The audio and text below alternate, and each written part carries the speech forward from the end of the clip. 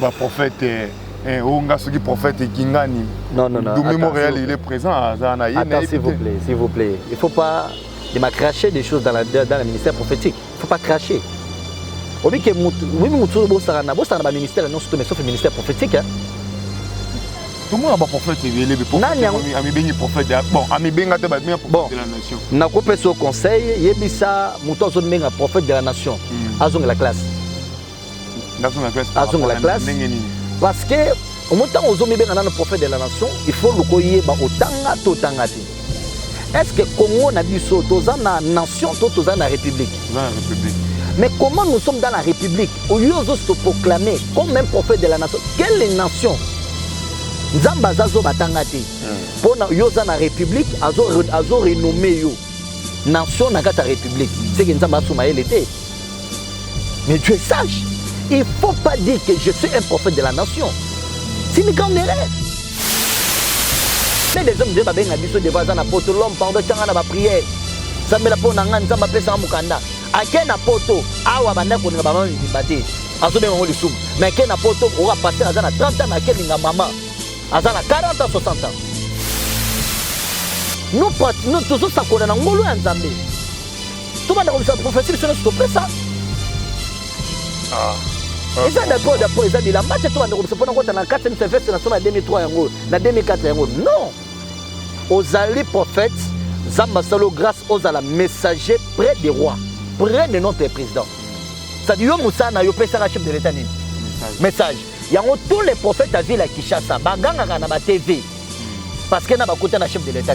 So ba côté na chef de l'État, ba pesa biso ba na TV na RTNC. Ba lo ba kenza ba pesa un message na Congo. J'ai dit dans le Congo, moule commettre de 6h à 18h. Tout le monde a bango.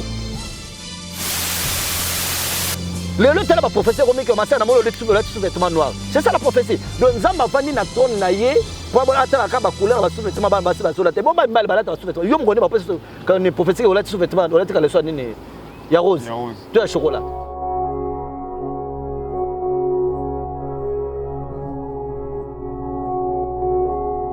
Bonjour et bonsoir à vous mes très chers fans, fidèles, chers internautes de nous suivre partout là où vous êtes dans votre chaîne Nono Badiama, la chaîne du moment, la chaîne d'actualité. Bien restez là branchés, scotchez et abonnez-vous aussi massivement, mais aussi avec votre émission que vous aimez bien, de les suivre en tout le temps, en temps réel. Toti Mola Bossolo, cette émission présentée par votre humble serviteur, que vous le voyez, que vous le connaissez très bien, appelez-moi HM. Avant que je puisse présenter mon invité du jour, le prophète Daniel Chimanga, je suis avec lui dans mon plateau. Je dis un grand merci à la grande dame Nono Badiama, merci pour la confiance, merci aussi pour la fidélité et sans oublier ingénieur Lucien Makoso et à la grande équipe derrière la caméra, DT directeur technique Doumi Montréal, merci pour la confiance et à vous aussi mes très chers fans fidèles. Chers internautes de nous suivre partout, je vous ai dit que cette émission, en présente, nous parlons de tout ce qui se déroule ici en RDC. Donc aujourd'hui, on est avec le prophète Daniel Chimanga. Mais avant que je puisse présenter mon invité du jour, je dis un grand merci à toutes qui nous suivent partout dans le monde. Je vous aime bien. Restez là, de vous envoyer et surtout avec vos commentaires. Ça nous fait du bien. Merci vraiment, vous êtes nombreuses. Donc, comme je vous dis qu'au sommet de cette émission, je suis avec mon invité du jour, le prophète Daniel Chimanga. Si on est d'accord avec mon cam, permets-moi que je le dise. Un grand bonjour à toi, prophète. Bonjour. Bonne santé. Ouais, ça va par la grâce de Dieu. On dit toujours Dieu fait grâce. Ok, Dieu fait grâce. J'espère bien qu'il y a là au mot du prophète Daniel Chimanga. Donc, prophète Daniel Moulouba ou par rapport à... Bon, mon tour déjà, qui déjà combo à Chimanga. Vous allez laisser comprendre. Je suis Kassaya. Donc, ça juste ça répond à parce que moni motonos to marathon ngato ba mo ba identité na bango sala ka moi bien parce que ba le TV za radio pesa TV c'est la TV et le lot yambeli bino motono nzambe parce que comme d'habitude ba to za ba to sala restaurant to loka place bosolo za parce que tout moto ba bosolo pour zo mo lenge mboke zo kende vraiment malamu mingi vraiment et je vous dis aussi que quand vous les voyez comme ça c'est aussi membre de l'IDPC donc deuxième place siège Marambo Fanawa to recevoir mais le za Marambo tali Marambo Yankolo vraiment prophète d'une manière générale avant que tu côté na mozimbo la question de mission ngwale le d'une manière générale le lenge kani évangile ezotambola kati ya Congo bon évangile ezotambola nakoba ki église to manière opanda sango eza na logique sauf que évangile chrétien christianisme africain to précisément congolais ezali un peu na ba limite moko boyi c'est-à-dire to ko précéder to ko avancer vraiment parce que to tikana na ba enseignement moko de nos pères mais avec le temps modalité zoya tu as des difficultés à atteindre cet objectif. Pourquoi? Parce que tu as déjà un enseignement de bas âge. Parce qu'il y a si que monsieur Zoé Baksamanaka évangile, ils ont comme des difficultés. Ils ont le col à l'église aussi bon message pour sa prière nambunda. Hein? Ce instrument ce n'est pas dit que bon car les jeux instruments égal les lomba bando c'est l'instrument les lo. T'es à bon côté. Ça défaut bon le canal une équipe ou on rola qui sabango et ba na koyoko là ba yemi ba chantre ti ba oye ba osala l'instrument après église bando c'est l'instrument. Les gens qui ont évangile à Congo. C'est-à-dire que tu as un évangile, tu as un pantalon, tu as un pantalon, sur la pantalon, tu as un païen. Mais les lots, les pasteur a diminué le pantalon. C'est l'hymne à Kalingisuki. Logique. Donc, les gens ont évangile, les habits l'évangile, les appels pour Kalingasuki. Ce sont des désirs, il y a un autre. Bon, évangile, les allez, c'est ma parole pure. Vous connaissez la vérité, que la vérité vous affranchira, c'est fini. Ok, vous connaîtrez la vérité vous en franchira. Aujourd'hui, on va connaître le vérité ou la vérité parce que d'une manière générale, et tous les mêmes prophète Daniel Timanga, je suis avec lui dans mon plateau, donc ça fait vraiment plaisir. Merci beaucoup pour nos commentaires. Mosé da Silva, merci beaucoup. Prophète,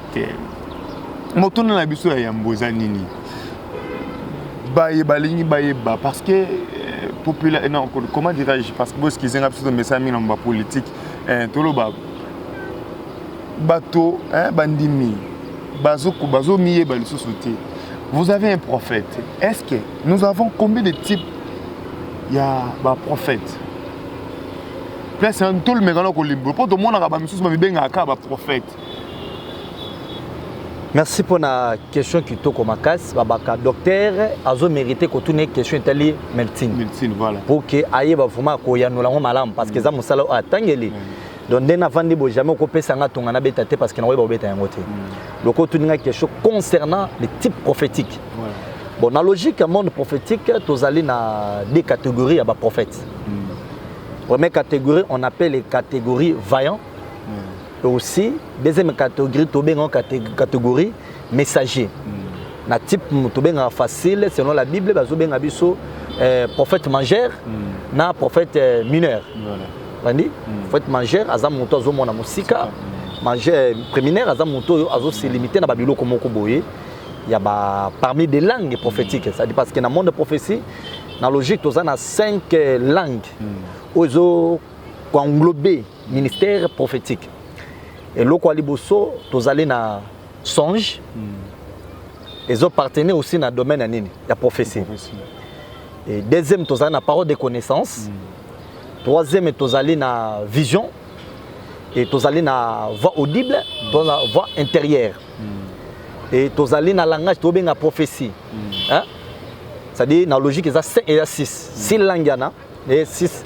Non compter sous nango ezali lokola ba sensation mabe moko ezoya au pressentir on a katani na nzoto ke mabe mo ezoya c'est-à-dire on appelle des expressions to benga ba sous comment je peux l'appeler ça ba sous dialecte ba bilo moi mike ozo ko accompagner ministère nini prophétique c'est-à-dire un bon ministre o ezana l'automo prophétique o toko benga vaillant il face à la biloko 6 na kati na ye parce que ce sont des provisions. Voilà. Oyo kosala ke lobi na monakité et na zwaki voix audible té to va intérieur té mais na lalaki na butu na lotaki ndoto na eke na ko se réaliser to na lotaki té mais parole de connaissance et mataki na sanini na lobaki c'est-à-dire eza ba provision ya ministère prophétique.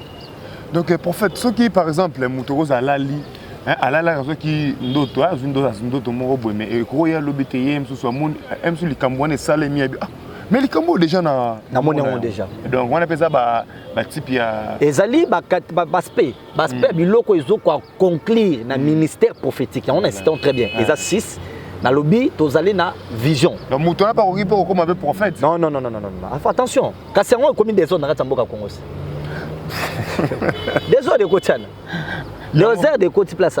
Pour tout le monde, prophète aussi, au des types, il y a prophétie, vaillant et messager. Mais na kati ya mboka na biso to mona katoza na kati ya mboka wa prophète de la nation. Quoi? Prophète de la nation. Tout le monde moto va bien prophète de la nation, prophète Onga soki prophète Kingani. Non. Doumé Montréal, il est présent à Zana. Attends, s'il vous plaît. Il ne faut pas cracher des choses dans le ministère prophétique. Il ne faut pas cracher. Oui, mais le ministère, non, sauf le ministère prophétique.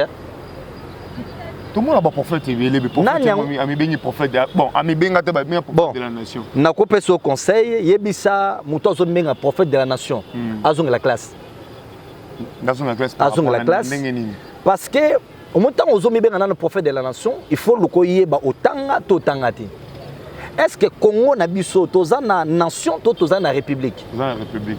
Mais comment nous sommes dans la république? Au lieu de proclamer comme un prophète de la nation, quelle nation? Nzamba zazo batangati.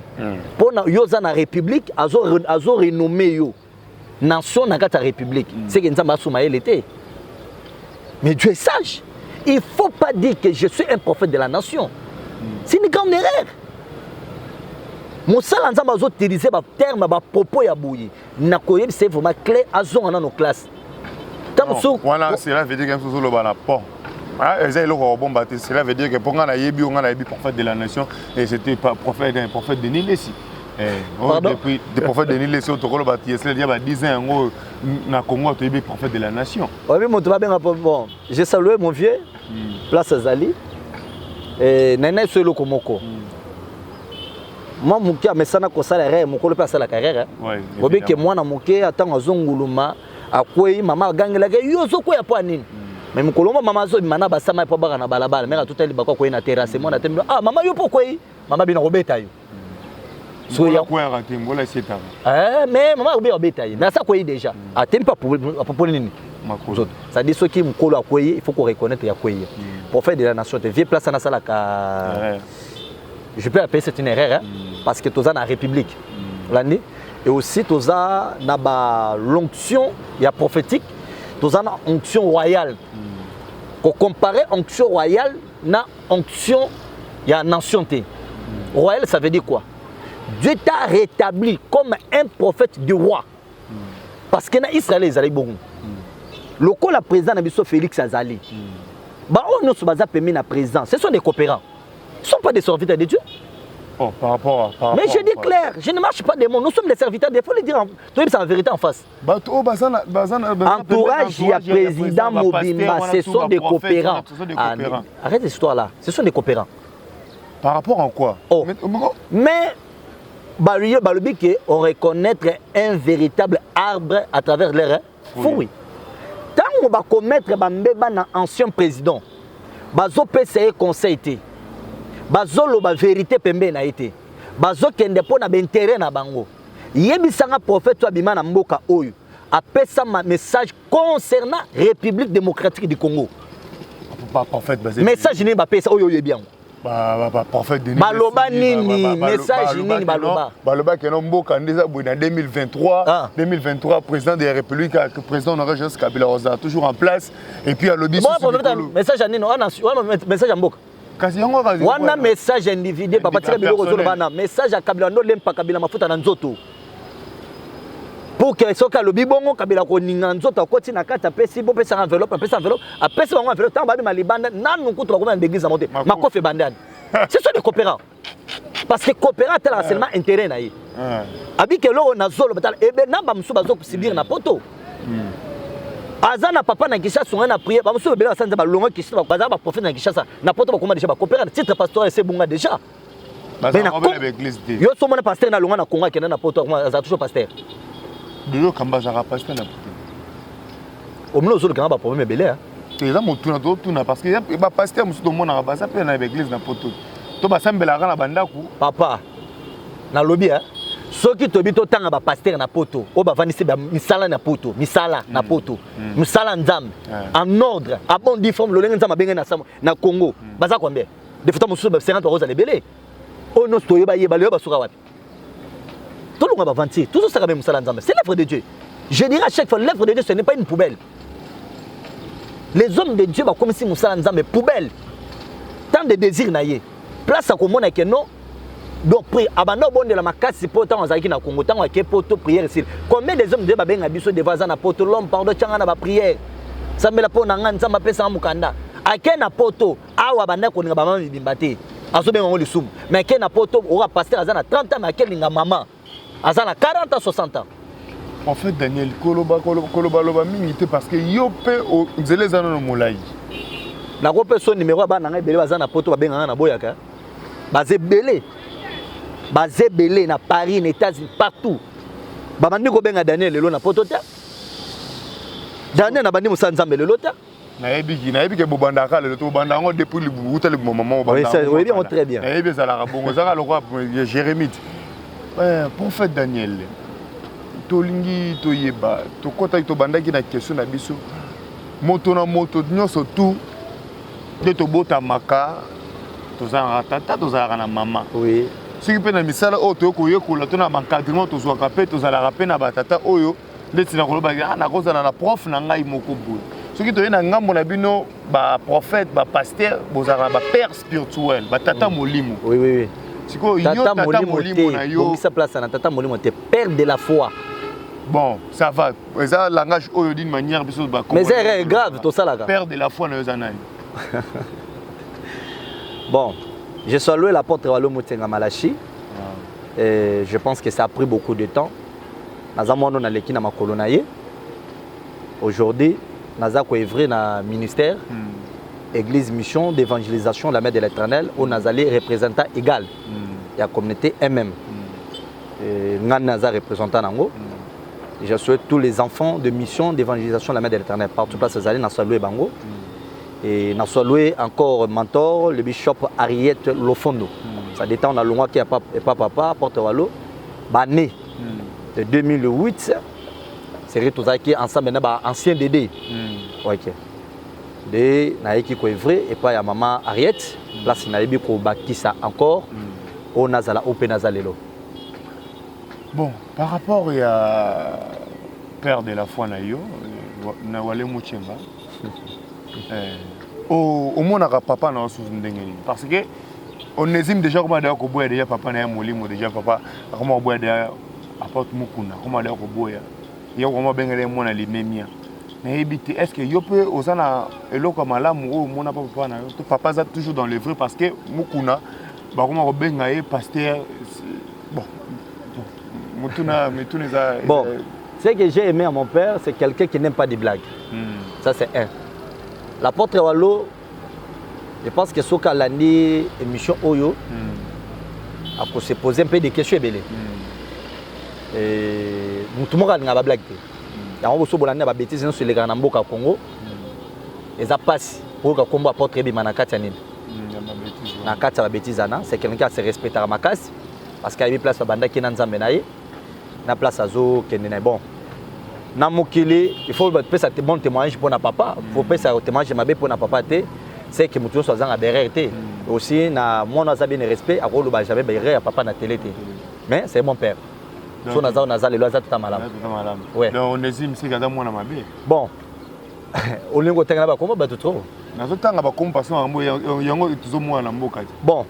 Mwana na mwana azali na azana souvenir ou azana aleki na ngwe pa papa soko oneze matangi pa buzo batata na libanda c'est ka yebi comportement soit ta papa na ye mwana soko azangi maîtrise okolanda histoire ya Noé Noé azobota bana mibale mais bana mi parmi bana na ye mibale moko aya moni dignité tata na bimi libanda pandi sangu na moni mutakala nani papa mais moko aye azui lamba sanini azibe o bato moke baba tobota bana mais tobota mitema te ça allez-y comprendre pour na dossier notre frère englobé à tchana mpanzi bino to ça ba prophète parce que c'est toi ba prophète bino ba prophète mais catégorie ça dit que c'est quoi yo na catégorie aux prophète catégorie les années. Bon moi je veux pas un messager moi je suis un prophète je suis vaillant oui je sais pourquoi Nabi Naza vaillant oui na co défendre très bien oh vaillant c'est quelqu'un qui va encore trop loin et vaillant à ses limites raté vaillant dans la relation directe Nanzam. Voyant qui donne la précision. Oh, et outi na moté manani. Yanzam. Un messager, c'est quelqu'un qui a besoin en seulement messager. Seulement, excusez-moi, un message que ne koloba. Soko tangi na mukanda Jérémie 17 commence à premier verset za moulaï makas et ça histoire ya Rekabit. Bible zo banzamba zo c'est Jérémie. Akende na famille ya Rekabit, azobana na ye. Après ça bango message oyo. Ba côté même bango na tente de l'assignation, ça veut dire même bango église. So ba comme une église. Jérémie à côté ça bango na chambre à servir bango boisson, à vin pardon, à servir bango vin, ba mela. Vous l'entendez bien? Ba Jérémie a ça comme un messager. Mais ce qu'on a Ézéchiel 37 pardon, le verset 5, bazolo belabiso histoire il y a prophète Ézéchiel. Bible zo tant Ézéchiel a ba esprit nzambe et même na kata vallée des os. Vallée mikuwa. O bazaki ba bataillon ya Israël ba kufaka na désert. Ézéchiel a zo tout nzambe est-ce que mikuwa o yekoki ko vivre? Ézéchiel était qu'un vaillant. Le Seigneur a dit fils de l'homme prophétise seulement sur cette os. Tu vois le rôle d'un prophète qu'on appelle voyant, c'est quelqu'un qui prophétise l'ainsi par de l'Éternel. Mais un messager, c'est quelqu'un qui apporte seulement le message. C'est-à-dire, il y a un prophète, prophète de la nation. Au contraire, il messager, chef de l'État. Il prophète, il y a république. Parce que Dieu n'a pas encore établi un prophète dans notre pays. Tous vivre dans la grâce particulière en Zambie. Nous tous ça connaît en Ngolo en Zambie. Tout le monde a prophétie, mais on stopper ça. Et ça d'abord ils ont la maté toi on pour dans 4e semestre na 2003 yango na 2004 yango. Non. Aux alliés prophètes Zamba salo grâce aux ala messager près des rois, près de notre président. Ça dit yo Moussa na yo pesa chef de l'État nini. Message. Il y a tous les prophètes à ville à Kinshasa, baganga na ba TV. Parce que na ba kota na chef de l'État te. So ba kota na chef de l'État, ba pesa biso ba na TV na RTNC. Ba lo ba kenza ba pesa message na Congo. J'ai dit na Congo moule ko beta de 6h à 18h. Tout monde bango. Quand le chef de l'État nzamba ta singa ba chelo poison. Nana ebite so comme chef de l'État. Ba ini bazebele. Nana ebi ngote. Nana ebite so comme ministre. Ba chelo poison na kiti. Nana ebi ngote. Le tel professeur comme que massa na molo le sous-vêtement noir. C'est ça la prophétie. Donc nzamba fandi na trône na ye pour atala ka ba couleur ba sous-vêtement ba basi ba sola te bon ba ba ta sous-vêtement. Yo ngone ba quand une prophétie on la sous-vêtement on la tika le soir nini ya rose. Tu as chocolat. Mukolo nini? Kaka ba ser. Mukolo nini pasteur a prophète oya simona libela bonde la pona yo. Kaka ba ser, ma belle ba ser, film ma belle ba ser. Non. Et ça on film ça musala nzambe. Yango zo dans le ministère prophétique ba komi coïncider jusqu'à la dernière minute. Biso ba jeune tozo to comme ba incapable à sala musala nzambe. Pona nini? Parce que nos vieux ba bibisi musala nzambe.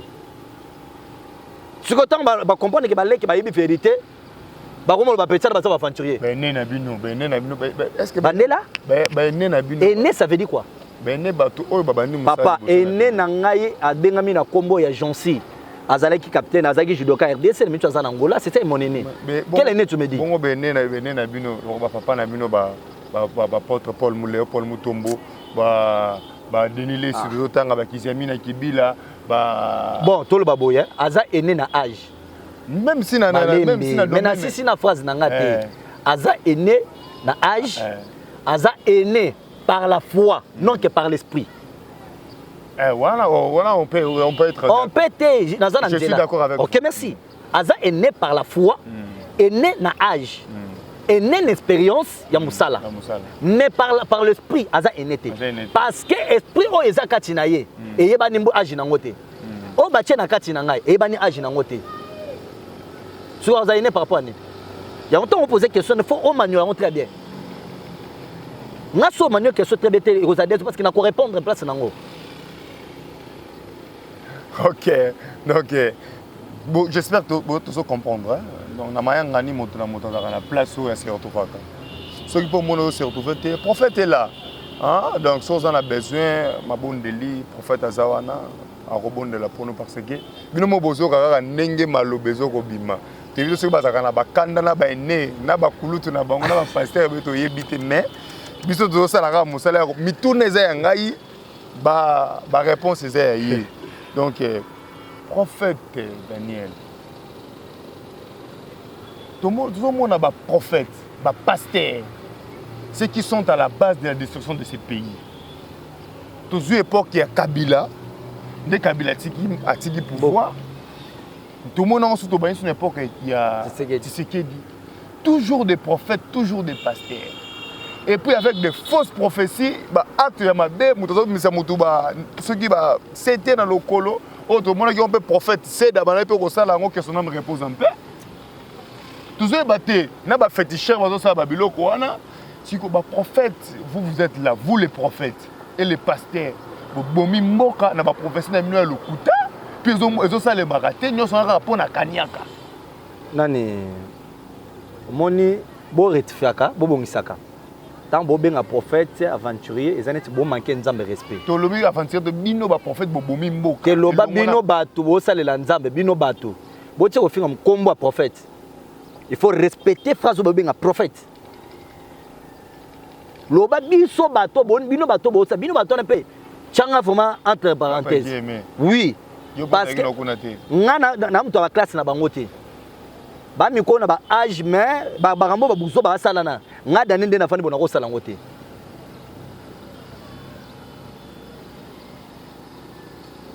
On ça ngote par rapport encore. Mais c'est clair. Problème est ça la nini. Au moni Congo lelo. Yango na soba ke Congo parce que toza na papa na kondima na biso te na Congo. Père de la foi ya Congo te.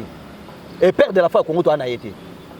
Israël, père de la foi na bango, c'était Abraham.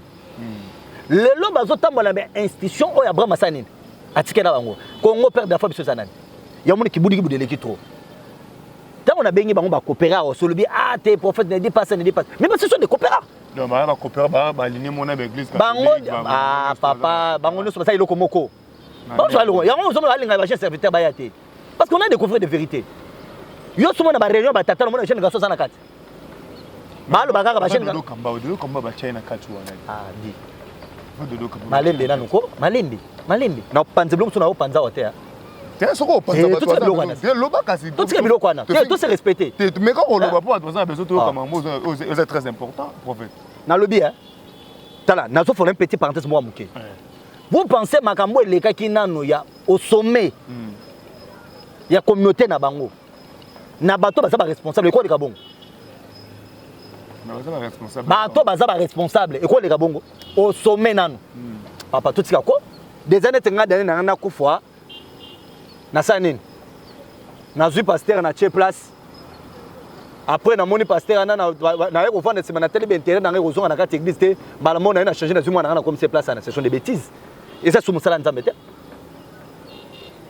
lelo bango ba tombongi na ba chaîne terminé na kingo ko lata ba kwa na kati ya kingo yeso esa bien sacerdoce esa tikala biso yangwana non c'est banani na yebite tata catholique na yebite o ebiki ala taka kwa aya o défendre yango. Après ce verset qui est là ta croix na kingo croix munene de longo croix babaka yesu kuna babaya et comme croix fola ta na kingo tout ce que biloko na quoi papa na ngai Congo eza na besoin ya bon messager et bon vaillant Congo yo et je dis j'assure et génération ezoya oyo nzamba ko sala ngolo. Donc na ba ene na bino na ba prophète bazali il y a cela 10 ans 20 ans 30 ans te kuna selo bango baza ba vaillant baba kuna loko ezali susuté kuna loko c'est mais auparavant loko ezalaka mais mutu no so bandi azana manière abandelaka yo pendongo banda pe par exemple Rosa Malam na yebi peti emzo Rosa Malam lobi lobi ko koma pe mabe te nga voma na bibi conscience na ngai eloko ebebisaka mokili oyo Congo na basala nzambe eza basi na mbongo olandi biloko mibalana il faut pas envier tata na ngai muso dépend de l'éducation pe ya famille hein oui olandi so mona ba déguer so crémer be na kati ya église to partout par les éducation ba tata na bango tata na ngai bisanga Daniel kolule loko moninga te o eza ya yo do Daniel na vanda boye na ba ne na vanda musala nzambe so muta pesi nga $10 eza ya ngai bref ane so na tamboli et passe pour muta be ke prophète à l'écran espace à une émission to muta za représenter égal nga église nga soko na kati église so une église na vanda lekola cherté na vanda na suka mutu muso akoya fuma boye abetinga kara pesi nga bonsoir frère bonsoir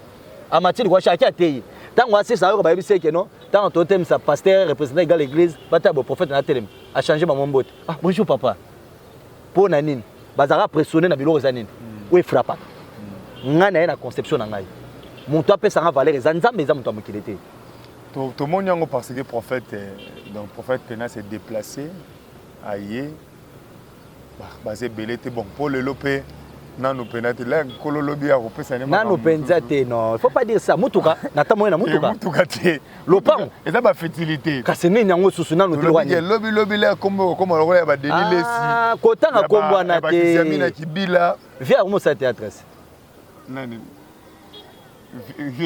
Zamina kibila te denilesi nani denilesi on sa théâtre et bon lo via 16 années ya ba théâtre un bon prophète qui na qualité prophète peut les gars na chaîne na biso ben monsieur peut Hollande qui ben monsieur ça na quatre chaîne la monsieur prophète mambozo ba prophète il y a pas à regarder muta question il y a azok sa réponse bon so azok sa question na réponse na mutuno ba tuni vraiment ya vrai Hollande omoni na kopesa des fois tam so ba kipeta manke ngai mais na manke te hein c'est le moyen kopesa vie ni moi kobongisa le roman muke vient avec toute humiliation na mikiti liboso na yo pona robake vie tika bilo musuzo sala ozavi mutumo ozaki renommé kombo yebani partout bilo musuzo sana bana misu baza pembeni et ça la propreté qui est crédibilité na yo za lokola moko et récupérer c'est moi aspect moko lwa bande ko so ba catholique bazalaka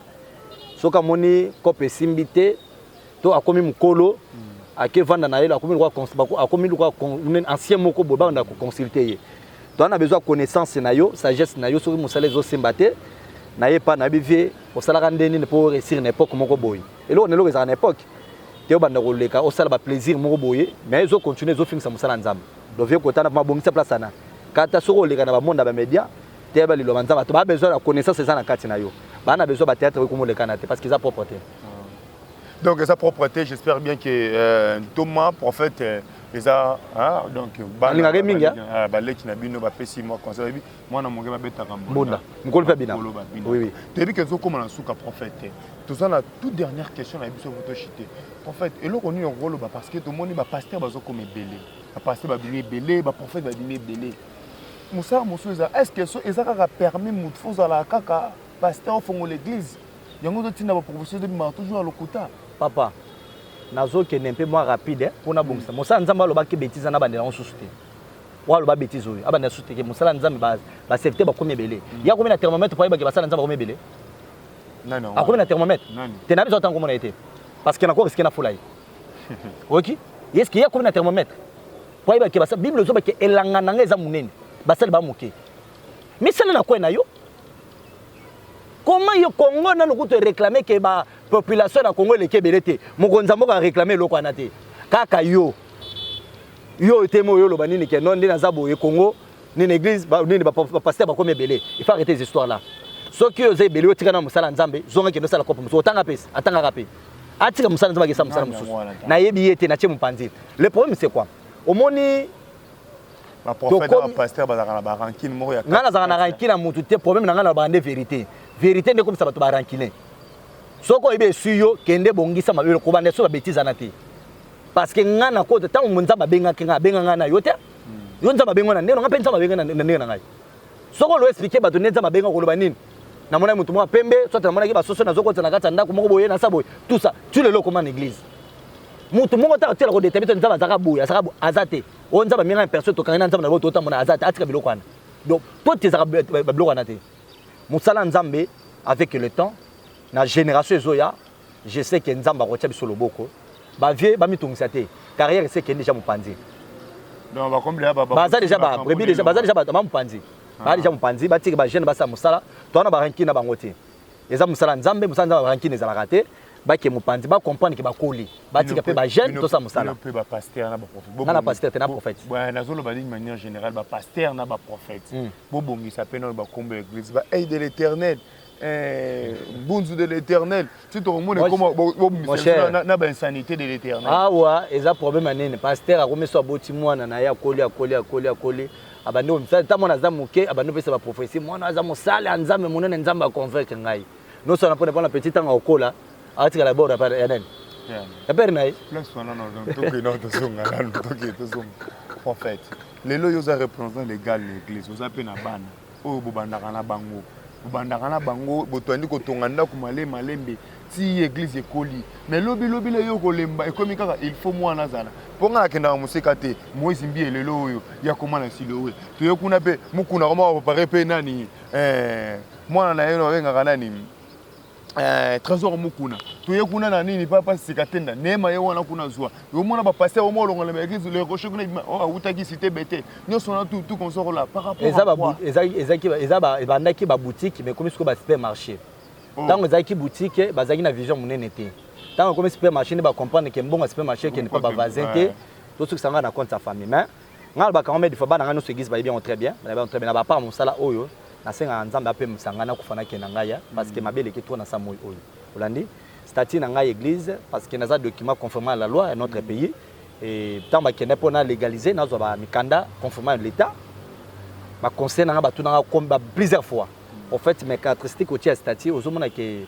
aux en perte un jour on habite dans un perte nzambe ni dans en avance pour ça na ngeza ke bana na ngai basala misala mususu musanza nzambe za passe makasi ngata tata na nyokoma esengo na ba oyo batata ba basala bango misala batongeli bango d'église bandi bazana kati do yazo yazana mutu azana lo nyokoma te abinde balwa nani mondimité abinde batea mondimité abinde bachumba libulu patia pilon te do tia kuti manya so akuta asala atamba na nzamba otambola ake simba kisa osimba donc et dépend naye ngana lo bakangu butu na moyi ngate na otambu église les églises à bato nzambe so na kufi statut na ngai zo bango très bien pe na bango très bien bana na ngai il faut basala les bandes d'église bakoye bandimi basambeli so que église ko reconnaître bango lokola bana ya visionnaire église nzamba zo lokuma na bona zo mbate pa nzambe tout ce qu'on fait sur la terre attention et ko rappeler bisonga na lola. OK, voyons voir to roye ba wana nzambe ne mtaroye ba wana nzamba loba selon statut ba règlement ndenge église za la. L'église est mikanda l'état. C'est mikanda l'état mais prophète en tout cas vraiment merci tozo chiter na biso na yo. Prophète conseil ni regroupé ça. Tozo mona ba pasteur na ba musicien ba comment ko sala nire na ba cop moko boye c'est déplorable. Hein, ils ont un conseil européen. Kabola, les musiciens, bazébélé, toi, Simondende, chrétien. Les musiciens pasteurs, les musiciens prophètes. Karabango, la roman, ça, la pornographie. Karabango, la roman, quand on a bassé à batou. Karabango, bazo, il va bon, batou. Baya, baya, qui est dans la prosafi, batou, quand on a pas, le personne sous. Ah, conseil ni européen ça. Des fois, ma casse, n'a pas ça conseil na banding, surtout bandimia poto. Bandimia poto, vraiment, je vous aime beaucoup. Mais bino bonyo ko basa nzambe bino boko tsa ba division na kati ya l'église bino nde boko tsa batona besko tu sais ya moni lelo ba mondimi azolongo la confiance ya kopesa pasteur amondi ba pesa na mon frère mutu moko boy pourquoi o pasteur a détourna ngambong pasteur akimanga na mbong pasteur eskoka ngambong donc ça vraiment soni vraiment makas mais conseil na pesa bandeko ça vraiment conseil comme tel vraiment té mais aller pour na raison ça que bozonga nanu na tabernacle il faut les canoter des holocaustes ou les canakif d'eau simanango ozala pressionnable liboso ya batunyo soto aya musala nzambe defona quartier atikala kolinga certain azwa courage ya kotemisa mwasi na kwenta bisa ma chérie je t'aime s'il vous plaît aloba yango te so akomolinga basi na kititre ki musala nzambe tango bamone baka dadi bangumi moto bisi seri yaka na bureau asisi baposa naye ozwa nyonso wana eza vraiment suni makasi ba tango nzambe abenga yo il faut ça déjà prête na nyonso to do folika na brésilien ngana ose ba bazonga nanu lelo ça passe musicien a commis déjà pasteur bon